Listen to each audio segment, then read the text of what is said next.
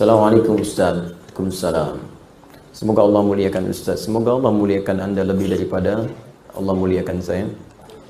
Ustaz, pada tahun kemarin tanggal 10 Desember saya waktu itu ada acara seminar, tiba-tiba saya menemukan uang 250.000. Kata guru saya, karena saya bilang kepada guru saya ada uang hilang, dan guru saya Ustaz juga.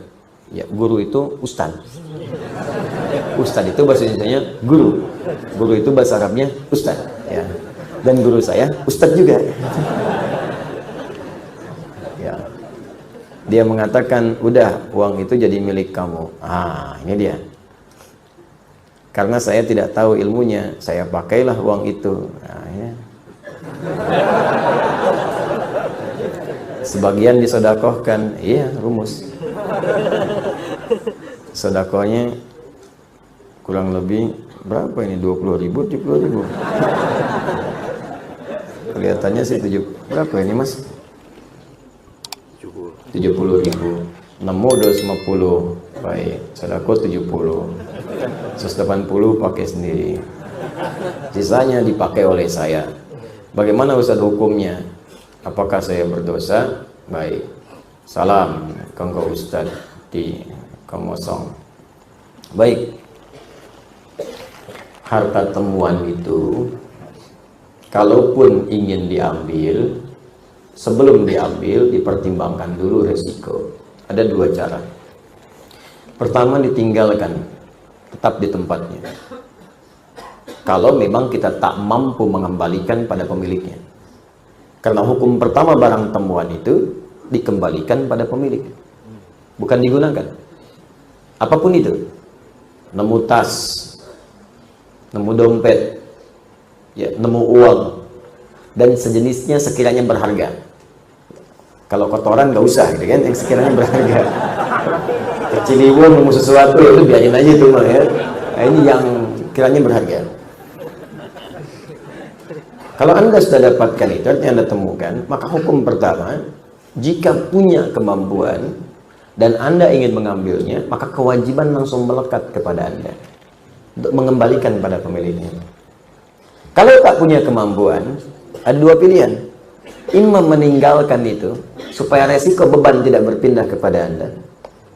Atau yang kedua, Anda infokkan pada orang lain yang mungkin lebih tahu dan lebih mampu untuk mengembalikan itu. Biasanya di sini ada pihak berwajib.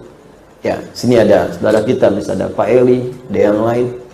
Kembalikan lewat orang atau yang punya kemampuan, punya instrumen untuk melacak itu. Pak, saya menemukan uang ini, Pak. Saya tidak tahu pemiliknya siapa. Tapi yang kita rujuk itu punya kemampuan untuk melacak, ditemukan di mana, bisa melihat sidik jari, macam-macam dan sebagainya. Yang kira-kira bisa dikembalikan dengan nilai berharga, ya. Baik, tapi kalau Anda merasa di situ punya kemampuan atau ingin beramal soleh sekaligus mencari pemiliknya untuk dikembalikan, maka pertama niatkan untuk beribadah kepada Allah. Itu dulu. Anda ingat, kaidah ini penting. Nanti begitu Anda niatkan karena Allah, maka Allah akan melembutkan. Orang yang memiliki barang itu boleh jadi ada manfaat yang Anda dapatkan dari situ. Nanti saya berikan kisah lain terkait ini. Nah, apa yang terjadi kemudian? Maka berusaha kembalikan dulu. Cari jalan. Imam Anda mencari, nggak ada nih kemudian pemiliknya, nggak ada alamat, nggak ada macam-macam. Cari dulu, cari wasilah, tanyakan ini, tanyakan itu, ya, dan seterusnya. Sampai kalau kemudian pada masa tertentu tidak juga ada kunjung kabar, Anda tunggu sebulan nggak ada kabar, 2 bulan nggak ada kabar, 3 tahun nggak ada kabar, tidak sama sekali muncul pada saat itu, maka walaupun status barang itu kemudian dinyatakan tidak ada pemilik, yang berhak diambil oleh Anda bukan seluruhnya. 2/3 Anda sedekahkan, 1/3 Anda ambil. Jangan diambil semua.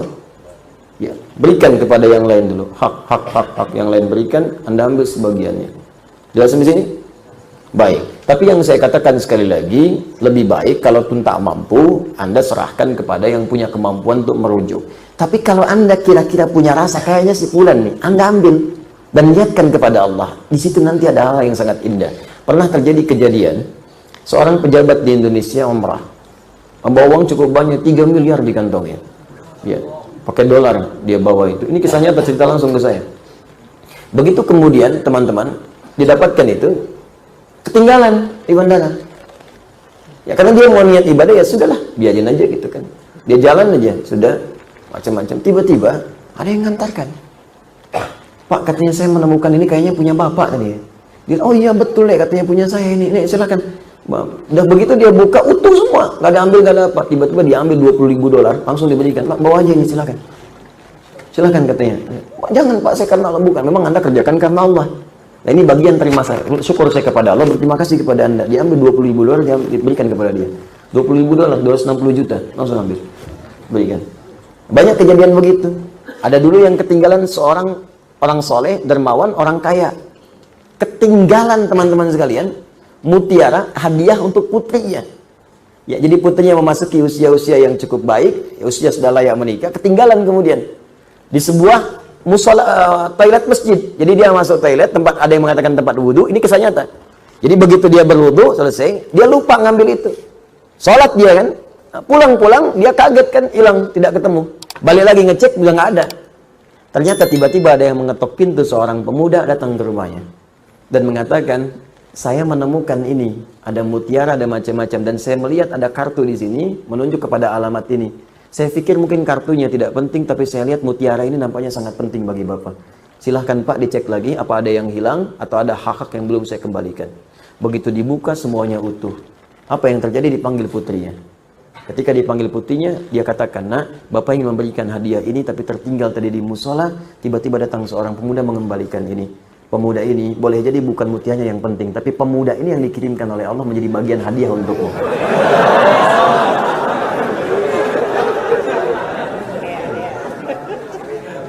Makanya kalau nemu mutiara, jangan dijual ke pasar lah. Cari pemiliknya dulu, cari pemiliknya. Ya, dia siapa tahu dia masih punya cucu, masih SD. Memang untuk dia. Mungkin jodohnya anak antum di kemudian hari. Bangun jadi kekerabatan, jadi teman kan? Mungkin pemilik perusahaan, mungkin macam-macam. Jadi bagian yang mungkin Allah datangkan rezeki di situ. Jelas ya? Terus kasus yang tadi bagaimana Ustaz? Anda ambil 70.000. Ya. Maaf, Anda berikan 70.000. Banyak kan Anda ngambilnya. Ya, 250.000. 250.000 bagi 3 berapa? Ayo cepat. Cepat tuh Joni. Berapa? 80 sekian, 82, ya kan? Maka ya sudah, Anda kembalikan aja dulu, tambahkan yang tadi, ya, keluarkan. Berarti kan yang Anda ambil 100, 250.000 kurangi 70, 80, ya kan? Maka 100.000-nya keluarkanlah, ya, keluarkan. Dikeluarkan kemana Ustaz? Sedekahkan kepada yang memerlukan. Ya, berikan, dan semoga Allah ridha dengan apa yang telah Anda kerjakan insyaallah.